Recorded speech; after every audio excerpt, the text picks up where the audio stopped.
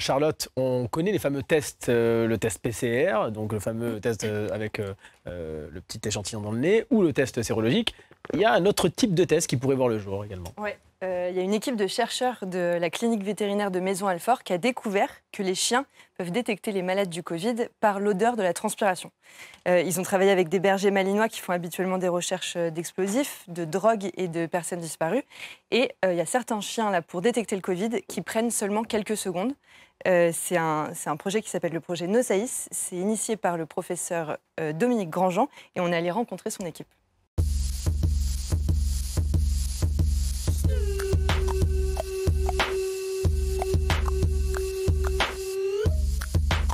C'est un projet sur les chiens de détection médicale, sur tout ce qui est maladies prolifératives et dégénératives.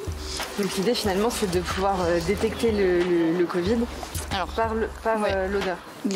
Détecter le passage du virus dans la personne. En gros, on va placer des supports, compresses ou autres, sous les bras des patients pour prélever leur sueur. Le chien ne va pas détecter le virus, mais va détecter les molécules qui sont issues du passage du virus dans le corps.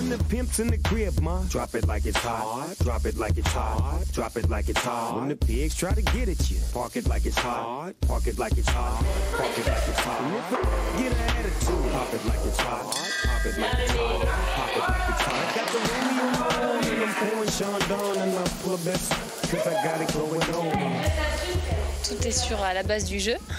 On sélectionne des chiens très joueurs. On fait assimiler au chien une nouvelle odeur, donc celle du Covid notamment, qu'il va mémoriser dans sa bibliothèque olfative.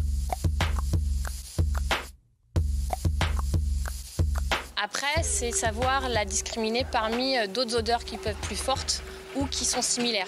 Donc il faut faire une grosse fête quand il travaille bien et il faut valoriser son travail.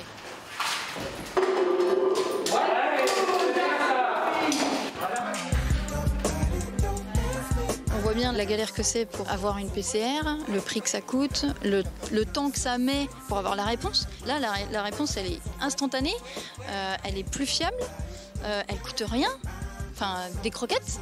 Et à ce stade, le chien n'a loupé aucun positif. Là. On ne comprendrait pas que ce ne soit pas utilisé.